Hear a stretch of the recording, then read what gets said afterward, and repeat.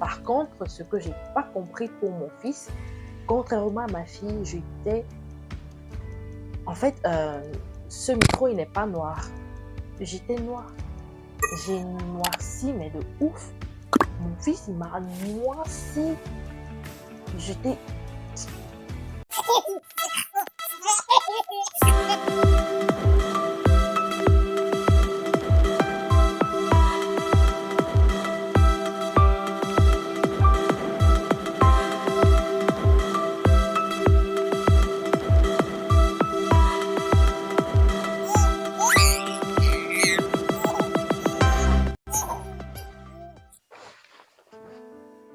Hello la famille, j'espère que vous allez bien. Moi, ça va super bien. J'ai remarqué qu'il y a beaucoup de nouveaux dans la chaîne. Je vous souhaite la bienvenue. Bienvenue dans cette chaîne Momtrepreneur. Si tu ne me connais pas, je suis Larim Samatip, entrepreneur e-commerce, c'est-à-dire je vends des produits et des services sur Internet. Et notamment cette magnifique robe que vous voyez actuellement. C'est commercialisé par Maticrea, donc moi, et ma société. Donc, si vous voulez pareil, n'hésitez pas à nous contacter. Cette magnifique perruque également est de chez Carrie Hairstyle. Si vous voulez, vous n'avez qu'à passer un appel à ce numéro qui va s'afficher en bas de l'écran et vous serez servi. Je suis également maman de 2 magnifiques enfants. Si tu me suis depuis le début, tu sais de quoi je parle, voilà. Donc, bienvenue. Je suis très heureuse de savoir que la communauté s'agrandit. On va passer dans le vif du sujet. Aujourd'hui, on va parler de comment savoir si c'est une fille ou un garçon. Si tu as cliqué sur cette vidéo, certainement tu es maman ou tu as une sœur qui est enceinte et elle aimerait bien savoir, ou alors tu es papa, hein? Tu es futur papa et tu aimerais bien savoir quel est le sexe de ton bébé qui est en train d'arriver. Alors, reste juste à la fin parce que j'ai une astuce qui va vraiment te plaire. Comment savoir si c'est une fille ou un garçon? J'ai mis le vêtement sans savoir que ça devait coïncider justement au thème de la vidéo. Donc, comment savoir si c'est une fille ou un garçon? Il faut déjà savoir que moi j'ai 2 enfants, une fille et un garçon, ils sont rapprochés. Peut-être prochainement dans une vidéo, on va parler des avantages et des inconvénients d'avoir des bébés rapprochés. Mais pour l'heure, on va commencer par la fille. Comment savoir si c'est une fille? Bien évidemment, c'est pas... je ne veux pas prendre parce que beaucoup de personnes ont des cas divers, voilà. C'est en fonction des anatomies et en fonction des personnes. Moi, je parle pour mon cas et après vérification, je trouve que c'est un peu similaire aux différentes interventions que j'ai déjà eu à écouter jusqu'ici. Donc, on va parler comment savoir si c'est une fille. Premier symptôme. Le premier symptôme chez moi, c'était bien évidemment le test de grossesse. Tu sais que tu entends un enfant de manière générale pour le garçon et pour la fille. Et après ça, c'était les olives noires. J'en mangeais tellement. Mais ceux qui ne savent pas c'est quoi les olives noires, je vais vous mettre un peu une image ici ou ici pour vous donner un peu un aperçu de quoi ça ressemble.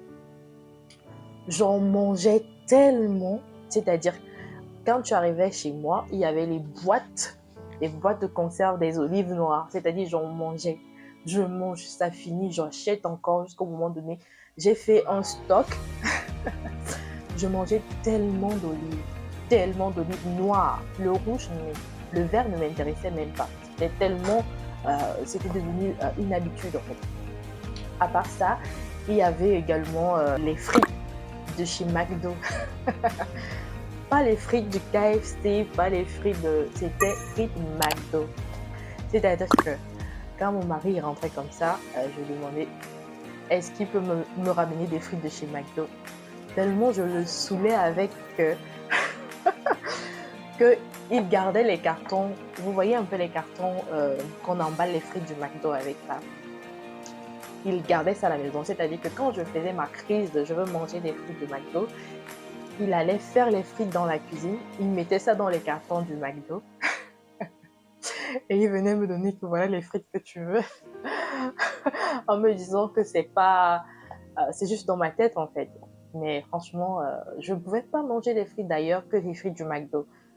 Franchement, c'était, c'est maintenant que je comprends un peu que j'étais vraiment chiante à cette période-là. Et le troisième, la troisième symptôme que j'avais, c'était, j'aimais beaucoup manger également l'avocat. L'avocat était devenu mon fruit, l'avocat et les mangues sauvages. Mangues sauvages. Ce qui est bien, c'est que j'avais un marché juste à côté de la maison. Il y avait un grand marché ici en Europe. Et j'avais la possibilité d'y aller à pied, c'est-à-dire faire mes 100 pas. Ça me permettait également de me relaxer, de laisser la pression sanguine un peu stable. Vous savez, quand on est enceinte, on a des facilités d'avoir une tension ou bien une pression élevée. Donc, faciliter la circulation du sang permet également d'être en bonne forme, en bonne santé et ne pas créer de complications. Donc, ce que je faisais, c'est que chaque jour, je me déplaçais en fait. Chaque jour, je me levais, je partais faire les courses et j'allais à pied. Ça me faisait également du bien. Je prenais des avocats, je faisais des purées d'avocats, je faisais des fruits, salade de fruits avec beaucoup de mangue à l'intérieur. C'était devenu vraiment une habitude. Donc, c'était ça. Et j'en mangeais vraiment constamment. Et ça me faisait également du bien. Voilà, je ne sais plus quel numéro on est. Bon, on va considérer que les goûts alimentaires, ça entre dans le premier symptôme. Donc, ces symptômes-là. Deuxième, j'avais un teint clair, c'est-à-dire ma fille me brunissait. On me demandait si je faisais, si je me décolorais la peau. Franchement, je suis même noire actuellement parce que ma fille, elle m'éclaircissait le teint. Elle est sortie, elle était claire ma fille. Elle est claire ma fille. Elle me faisait également, je ne sais pas si c'était les envies, mais je mangeais également beaucoup de salade. Beaucoup de salade, surtout en fin de grossesse. Salade, carottes. Peut-être, hein, si vous voulez peut-être des bébés avec un teint clair, mangez les carottes en fin de grossesse, salade. Parce que c'est ce que je faisais, franchement. À ma fille, elle était proche. Un autre symptôme, c'était le ventre. Le ventre, quand tu attends une fille, le ventre est un peu ovale. C'est pas long, contrairement aux garçons. C'est ovale, c'est un peu en bas et c'est large en fait. Quand tu entends une fille, ton ventre est large et c'est en bas, et large. Donc c'est ça. Je crois que j'ai fait le tour pour savoir si c'est une fille. On va passer maintenant à si c'est un garçon. Alors, si c'est un garçon, vous aurez ces symptômes suivants. Bien évidemment, je rappelle toujours que mon cas n'est pas universel. Vous pouvez avoir ces symptômes-là et puis vous attendez un garçon et bien vous pouvez avoir les symptômes dont je vous parle pour les garçons et vous attendez une fille. Donc, je me base justement sur le fait que beaucoup de ces symptômes que j'ai eu à vérifier après avoir accouché, ça s'avérait vrai. Pour le garçon, j'ai pas eu mon garçon, il ne m'a pas vraiment dérangé. C'est-à-dire, bon, bien évidemment, pour la fille aussi, c'est-à-dire les trucs de vomissement, vertige. Bon, les vertiges, c'est quand même au début de grossesse, j'avais beaucoup de fatigue. Beaucoup de fatigue, tous les deux. Beaucoup de fatigue. C'est-à-dire, quand je montais les escaliers, on dirait que j'étais au bout de ma vie, en fait. J'étais essoufflée, frère. Essoufflée. Donc, c'est ça. Donc, pour le garçon, contrairement à la fille, je détestais les olives noires. C'est-à-dire, je ne voulais même pas sentir les olives à côté de moi.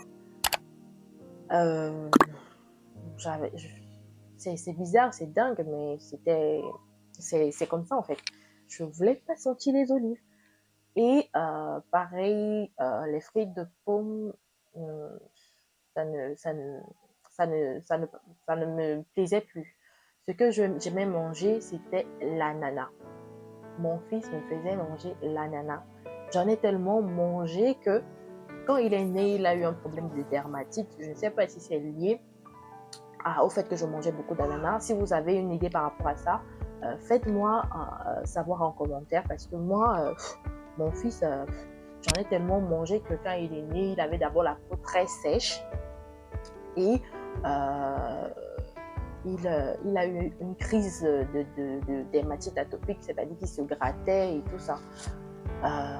Dieu merci, ça s'est atténué avec le temps, mais j'ai vraiment passé un sale quart d'heure. Si ça vous intéresse, je vous ferai une vidéo et je vous mettrai les images un peu de comment j'ai géré la dermatite atopique de mon fils. Bien évidemment, je suis encore en processus, mais vraiment, si vous êtes maman et que votre enfant fait tout ça, je vous comprends, c'est vraiment insupportable. C'est-à-dire, tu vois ton enfant qui se gratte, tu ne peux rien faire en fait, tu vois. Et même bien les pommades, tu peux bien mettre, mais ça atténue juste.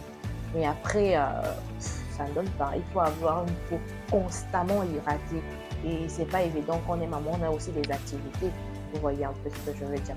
Donc, je mangeais beaucoup d'ananas, je mangeais beaucoup de melon. Pour ceux qui ne savent pas, ici en Europe, le melon, c'est... Je vais vous mettre une image ici ou ici. Je mangeais beaucoup de lemon. Le lemon, il faut savoir qu'il contient beaucoup d'eau. Si vous êtes enceinte, si vous voulez vous hydrater, ce sera un très bon hydratant pour vous, le melon. Je mangeais également l'avocat, bien évidemment. Par contre, ce que j'ai pas compris pour mon fils, contrairement à ma fille, j'étais... En fait, ce micro, il n'est pas noir. J'étais noire. J'ai noirci, mais de ouf. Mon fils, il m'a noirci. J'étais... C'est-à-dire, et en plus, on était en été. Hein. J'étais noire. Et j'ai eu le masque de grossesse également pour lui. Et j'avais le ventre long. Mon ventre était pointu. C'est-à-dire que j'étais comme ça, mais mon ventre était loin devant comme ça. Pointu comme ça. Pointu. C'est-à-dire que tu es là, tu es posé. Et ton ventre est pointu. Pointu. J'avais un ventre pointu et un peu en haut. C'est-à-dire que c'était long. Par contre, pour ma fille, c'était, comme j'ai dit au début, c'était ovale. C'est-à-dire que c'était un peu large. Un autre symptôme pour mon fils également, mon fils m'a fait pousser les cheveux, ma fille également, ils m'ont fait pousser les cheveux, j'avais les cheveux, j'avais les beaux cheveux, j'ai dit c'était noir, c'était beau touché, on dirait les cheveux de bébé quoi. Par contre, quand tu accouches, il faut savoir pour certaines femmes, elles en perdent. Moi, j'en ai perdu également, mais pas beaucoup. Par contre, il y en a qui perdent, qui se rasent même complètement parce que ça change leur coupe, c'est tout, elles sont obligées de tout raser pour recommencer à zéro. Et en ce qui concerne la peau terne, je vous conseillerais vraiment d'avoir une crème hydratante et adaptée parce que moi j'ai eu la chance de retrouver mon teint après la grossesse, mais il y en a que ça demeure. Donc pendant la grossesse, essayez de trouver une crème qui va vous adapter, qui va vous convenir. Et si vous êtes en Europe et qu'il y a par exemple, mon cas, on était en saison sèche, on était en été, il faisait extrêmement chaud, ce qui fait que l'erreur que j'ai commise, c'est que je ne mettais pas de crème solaire, ce qui fait que ça accentuait mon hyperpigmentation et c'était vraiment pas beau. Donc, je vous conseillerais, si vous êtes en période d'été, de mettre des crèmes solaires. C'est vraiment très, très, très important. Même quand vous sortez, voilà, mettez des crèmes solaires. Quand il fait un peu chaud là, mettez des crèmes solaires, ça va beaucoup vous aider. Et une crème adaptée.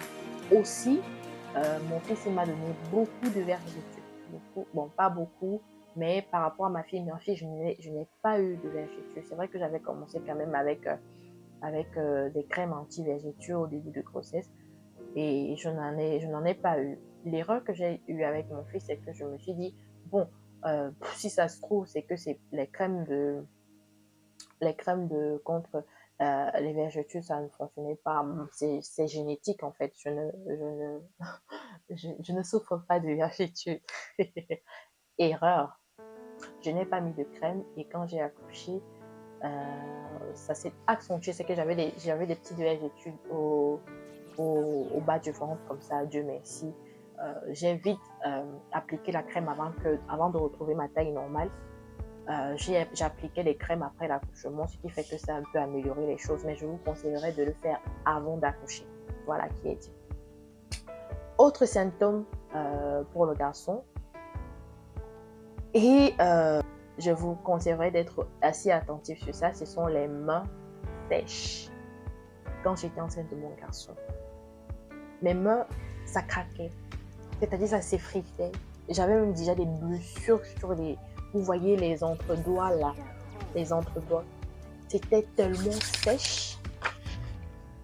C'était, franchement, je suis allée en pharmacie, j'ai demandé si on pouvait me donner une crème parce que j'ai la peau tellement sèche et tout.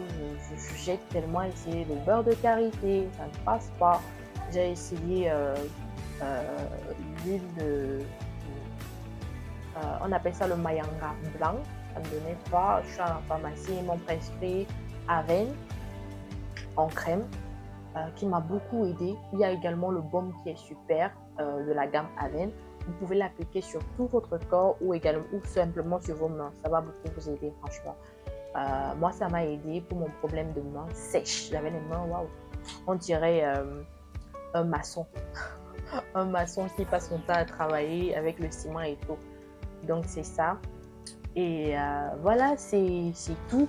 Et également, maintenant, pour l'astuce dont je te parlais en début, pour savoir si c'est un garçon ou une fille, quand je faisais mes recherches, et tout, parce que quand on est enceinte, on cherche, on fouille tout sur Internet. Comment est le bébé à 1 mois, comment est le bébé à 2 mois. Et moi, je suis allée sur Internet, j'ai tapé comment savoir si c'est un garçon ou une fille. Et j'ai vu un site, si c'est que je me souviens pas très bien du nom, mais si c'est que je retrouve, je vais vous mettre là. J'ai tapé comment savoir si c'est un garçon ou une fille. Et le site apparaît, il vous suffit juste d'entrer votre date d'ovulation ou bien la date de vos dernières règles et votre âge. Le site fait le calcul pour vous et je vous assure que pour les 2 grossesses, c'était pareil, c'était vrai. C'est-à-dire pour mes 2 grossesses, j'ai entré mon âge, j'ai entré la période de mes dernières règles ou la date d'ovulation. Ils m'ont dit exactement si je devais avoir une fille ou un garçon. Essayez, peut-être ça va marcher pour vous. Je vais vous mettre le lien si je le retrouve. Et voilà, ça me fera plaisir justement de savoir que je vous ai aidé dans ce sens-là. Voilà, je crois que c'est tout pour cela. J'ai mon petit cahier, hein, je note tout. Bien évidemment, je n'ai pas une mémoire de... ma mémoire, franchement, depuis que j'ai accouché, je ne fais plus confiance à ma mémoire parce que j'oublie des choses, mais à un niveau, j'écris tout. Donc, voilà, je vois que c'est tout. Tout ce qu'il fallait savoir, si c'est un garçon ou c'est une fille. J'espère que cette vidéo t'aura plu. N'hésite pas à me dire en commentaire si tu es enceinte, si c'est que tu attends un bébé et tu aimerais programmer peut-être le sexe de ton bébé. Quelle est ton astuce ou bien si c'est que tu aimerais également aider la communauté et toutes les mamans qui sont en train de regarder. Mets-nous en commentaire, partage-nous en commentaire ton astuce et nous serons ravis de l'accueillir. Je suis Laksamati. J'espère que cette vidéo t'aura plu. Surtout, n'oublie pas, abonne-toi, clique sur la cloche de notification pour recevoir nos prochaines vidéos. Partage. Quant à moi, on se retrouve à la vidéo prochaine. Ciao!